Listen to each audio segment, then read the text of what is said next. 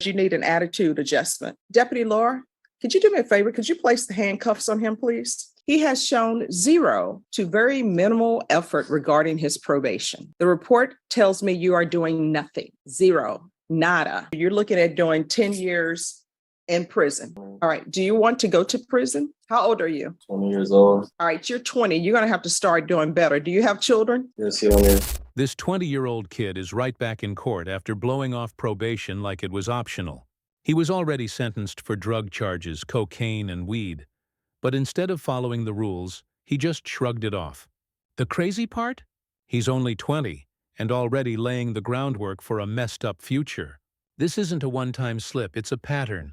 Keep it up, and he's staring at some serious prison time. Honestly, I think this comes back to parenting. Somebody clearly let him slide through life without real consequences, and now he thinks court is just another suggestion.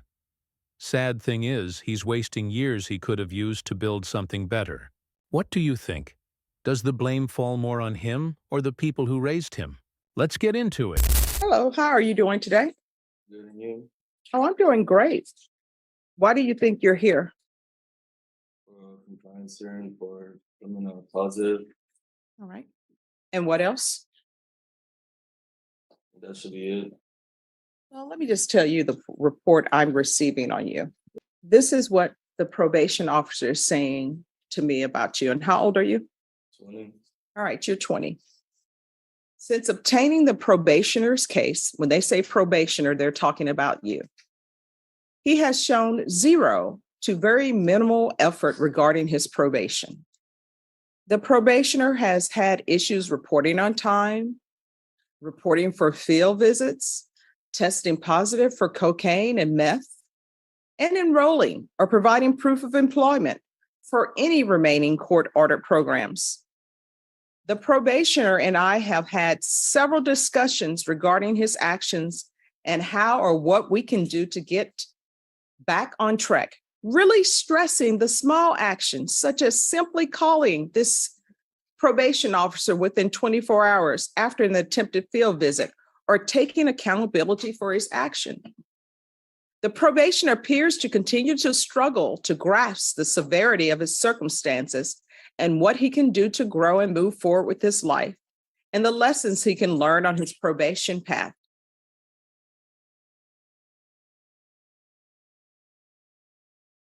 That's the report that I have on you. The report tells me you are doing nothing, zero, nada.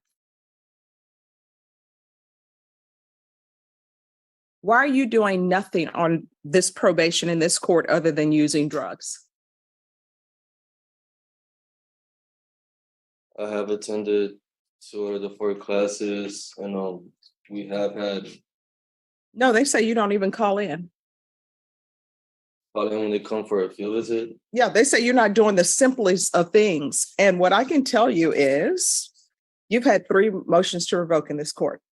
So, and I know that each time you came before me, I've told you that you're looking at up to 10 years in the prison. Deputy Laura, could you do me a favor? Could you place the handcuffs on him, please? Each time you come before me, I know I've told you you're looking at doing 10 years in prison. Obviously, your mother is not laying down the law with you at home. They say that you keep saying that you work with your mom, but you don't provide any proof. I can tell you right now, I'm not going to allow you to work with your mom because I don't know if your mom is actually having you work with her. So you're going to ISF. And the reason why I'm sending you to ISF is because you need an attitude adjustment. You understand? Now, if you don't want to sign to go to ISF, you don't have to sign for it.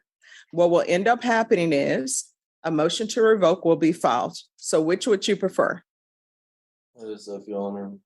All right. So he wants to go to ISF, and if you could put him in ISF cognitive.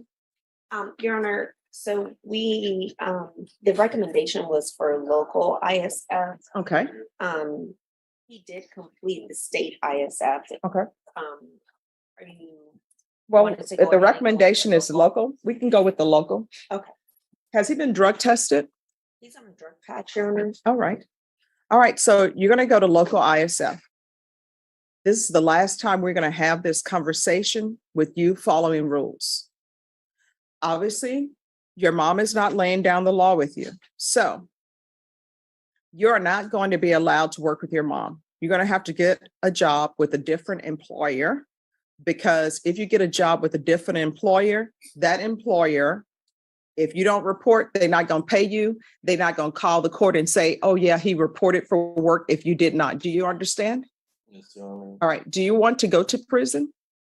No, Your Honor. All right. If you want to go to prison, I will get an attorney appointed to you and you can go to prison and I'll send you to prison. How old are you?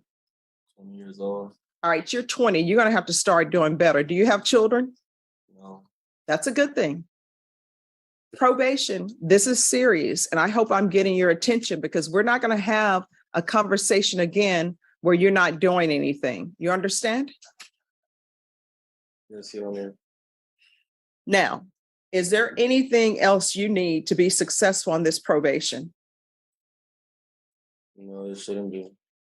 All right. Do not come back here again where you are not doing anything. You understand? Yes, Your Honor. I keep an open mind on everything, but we are not going to have any more compliance hearings with you. If I get a report and it appears that everything is in order, a motion to revoke is going to be filed. When a motion to revoke is filed, what ends up happening is a warrant is issued for your arrest, and you will be picked up wherever you may be. You could be at the grocery store in the middle of checking out or have already checked out. You know what's going to happen? Those groceries are going to be put to the side and they're going to take you to jail. If you are at home, they're going to pick you up and take you to jail. If you're in the middle of watching a movie and you're at the part where they're about to solve everything, guess what? If they pick you up during that time, you're going to miss what happens. Do you understand? Yes, Your Honor. In this court, probation is serious. In this court, communication is key. And probation officers know that I like for them to communicate with people. And that's why they put in here that they've had several discussions with you regarding your actions. Do you understand? Yes, Your Honor. So now, the judge sends him to an intermediate sanction facility, or ISF. Basically, Texas' version of short-term lockup for people who treat probation like a joke. Think of it as jail with homework, housing, counseling, and programs. But you're definitely not free. Some would call that lucky, since it's a second chance before real prison. But honestly, I don't think he deserves it. He's already shown probation means nothing to him, and the only reason he looks so smug is because his mom's been bailing him out his whole life. This is why so many kids grow up thinking rules don't matter. The system cushions them instead of dropping the hammer. Judges hope ISF will be a wake-up call, but it only works if the person takes it seriously. And this guy? He won't. Keep treating probation like a suggestion, and he'll burn through this second chance and walk straight into a 10-year prison sentence. Watching him act like it's no big deal just proves it. Anyway, let's move on, because the next case involves a mom who's about to get her own reality check. Are you Celine Briard? Yes, ma'am. How do you pronounce your last name? Briard. Briard? Oh, I was doing great. All right. So how many children do you have? All right, excuse me. In this area, you all are blocking probation. She cannot hear, she cannot see. I have 3 children. I'm expecting. All right. How old are your 3 other children? They're 2, 3, and 5 months. And where are they? They're with their grandmother. So how long have they been with their grandmother? A couple of months, Judge. Why? I just had some things going on. I thought it was best for my mother-in-law has custody of my kids right now. Why does she have custody? Because I had I'm sorry, you're gonna have to speak I up. had a CPS case going on because of my son had got out of the apartment when everybody was sleeping early in the morning, and so Is this the 5-month-old? no, ma'am. They're 2, 3-year-old. Okay. So you have a CPS case. Yes, ma'am. It's currently about to be closed. Oh, it's about to be closed? Yes, ma'am. So that means if it's about to be closed, that means, and your attorney does CPS work, right? So tell her what that means, counselor. Judge, what happened was it turned out to be a safety plan. an investigation in which I met the safety placement and she verified everything. So, If everything pans out, she knows it will be closed. If not, it could go legal. But and we the looked into reason her. why they do the safety plans means exactly what it says, safety plan. Yes, ma'am. So what's your drug of choice? I mean, I don't do any drugs right now, but I was using methamphetamines, but I've been sober for quite a while now. All right. How often were you using meth? Like maybe every week, every other week. It just depends.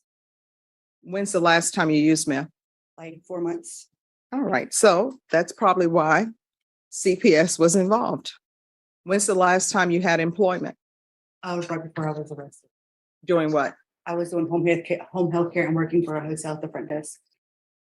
All right. I can tell you right now, I don't allow people on probation here to be home health care providers. Yes, ma'am. How far did you go in school? To the 8th grade. See, and this is nothing about you, but this is my problem with home health care providers. Home health care providing is turning into West telemarketing. They don't do background checks. They're just letting anybody come in. And maybe I'm wrong for saying this, but they're looking at the bottom line, the dollar line. So I'm being told that they're letting somebody with an 8th grade education who has meth issues, who has 3 children that she doesn't even have custody for them, work as a home health care provider. Thank you, home health care provider people. So that is why I don't let people work as home health care provider. Now, maybe once you get your life together, maybe that will be a good fit for you, but I'm not going to allow that. Yes, I understand. So why do you only have your 8th grade education? I just never furthered my education, but I am in, actually, just before I got arrested, got some GD books from the library, so I am trying to pursue my GD. Okay. So what are you planning on doing with your rest of your life? What are your hopes, your dreams? Well, after I get my GD, I want to be a cosmetologist. So. Okay. Hey, that's doable. But I will tell you this, anything that requires a license, when you have convictions, before you start spending all that money to do it, you need to find out from the state, wherever you're going to be licensed, if that's going to be a hindrance to you. Okay. Not saying that it will stop you, but it may cause complications. So, All right, counsel, is there anything else? Oh, yeah. All right, this is what the court is going to do. The court is going to sentence you to 2 years in the state jail facility, suspended and probated for 4 years. Now this next case isn't as heavy on sentencing, but it's still bad. Drug charges and a CPS investigation hanging over her head. She tried to spin it like CPS only showed up because her kid slipped outside the house. But let's be real. The bigger issue here is her drug use, especially around kids. You can't be high and expect the court to trust you as a parent. If she really is staying clean now, then maybe probation could work. But probation's a gamble. One dirty test and it's 2 years in prison. No questions asked. That's the deal, whether she gets it or not. And honestly, I'm not sure she can hold it together. Once drugs and parenting get mixed, it's hard to untangle them. The judge basically said, "Prove me wrong, but history shows most people don't." And the heartbreaking part? It's the kid who pays the highest price if she fails. Do you think probation was the right call, or should the court have gone harder? All right, is there anything else you need from the court in order to be successful? no, ma'am. Judge, she'd like to know how much longer or how long she would be waiting for that PAC evaluation since you ordered it in custody. Yes. Up to 2 weeks. Up to 2 weeks. Okay, thank you. All right, I'm going to show you what's entitled Trial Court Certification of Defendant's Rights to Appeal. Did you review that with your attorney? Did you understand it? And did you sign it? Yes, ma'am.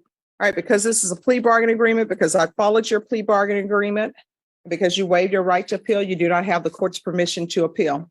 Because this is a felony conviction, you're not allowed to own or possess any weapons or ammunition. If you have a question over what a weapon or ammunition is, you'll need to speak to an attorney. Do you understand? Yes, ma'am. All right, so here's the thing. Those 3 children, those are your children. It's not the grandparents' child. The grandparents are just supposed to be grandparents to children. They're not supposed to be raising more children, which is raising your children. You cannot have children and then tell them to go to Travis Park and say, you're on your own. And there is no reason a child should be able to get out of your house and you not know about it, and they're that age. So many things could have happened to your child when they got out of the house. Could have been hit by a car. And guess what? People can't see children that age because they're tiny and they're small. Somebody could have picked them up. And guess what? There's a reason we have indecency with a child cases in this court. Anything could have happened to your child. And when you're using drugs and you're pregnant, whatever you're using, your child is using too. So if you don't think a baby should be smoking a cigarette, you shouldn't be smoking a cigarette, because guess what? When you're carrying a child and you're smoking a cigarette, your babies are smoking a cigarette. If you don't think a child should be doing alcohol, when you're drinking alcohol, your baby's drinking alcohol. You're going to have to start making better choices. You understand? Yes, ma'am. Her behavior in court looked respectful on the surface, but did you catch it? She actually smiled and laughed when the judge mentioned her kids slipping out of the house. That rubbed me the wrong way. There's nothing funny about that when drugs are in the picture. Letting your kid outside unattended is one thing, but being high while it happens? That's straight-up negligence. If you're not ready to be a parent, maybe don't have kids. Harsh, but real. You see it all the time, even at the store. Kids running wild while their parents act clueless. This case is just the courtroom version of that same problem. Judge Boyd gave her a chance, but whether she takes it seriously is all on her. We'll just have to wait and see. So, what do you guys think? Did the judge go too easy, or was this a fair shot at redemption?